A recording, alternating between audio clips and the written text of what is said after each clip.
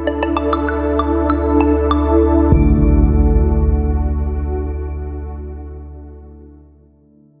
everyone, it's Lisa Ryan again. Today we're going to be talking about being your own best friend. This will really help you. There's only one person in this world that you have total control over. Others may disappoint you and break your heart and not be there for you when things get really hard, but there's always one person who has the capacity to never let you down. And that person, of course, is you. So what is a best friend? A best friend is a person who shows up for you with quality and caring and consistency.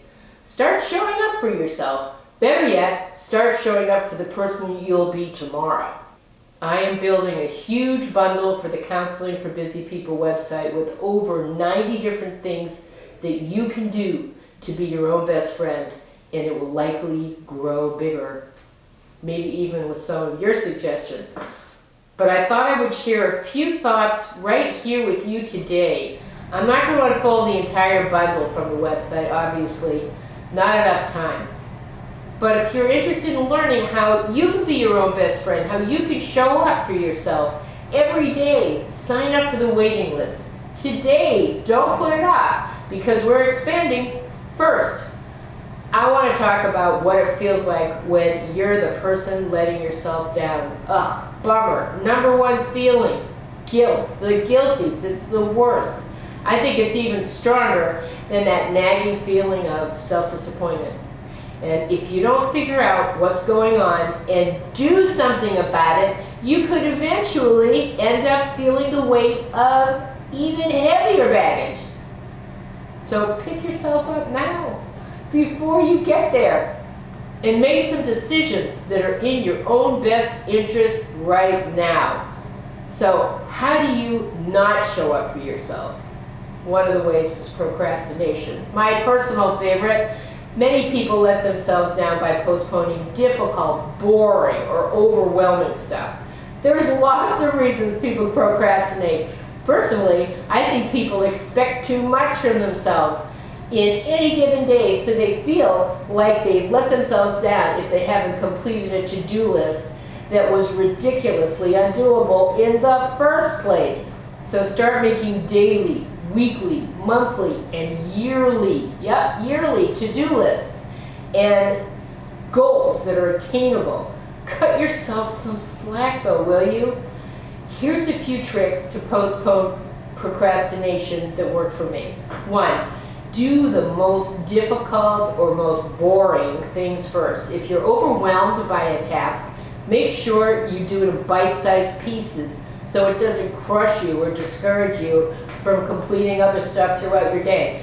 Should you find that you are just unable to complete a task that you promised yourself you'd do, then do half of it and take yourself off the hook. Or maybe do it for 30 minutes. Oftentimes, when you make the decision that you're going to do something for 30 minutes and give yourself permission to stop, oftentimes you end up completing the entire thing anyway. No guilt.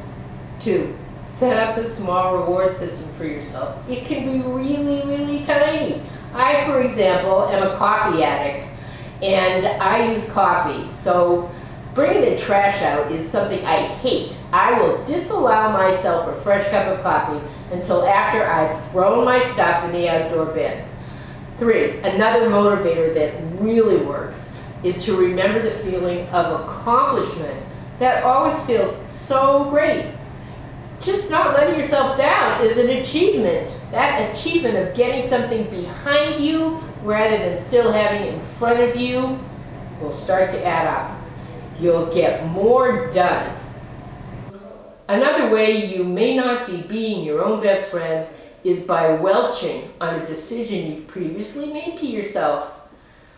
Every decision you make should have a deadline or a timeline on it so you can put more in your done column if it's worth making the decision to get something done in the first place. Stop renegotiating with yourself after the fact. You'll just feel crummy.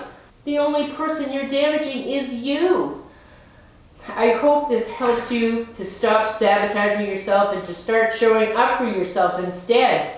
Be a better friend to you. You'll be glad you did today, tomorrow, and maybe even years from now.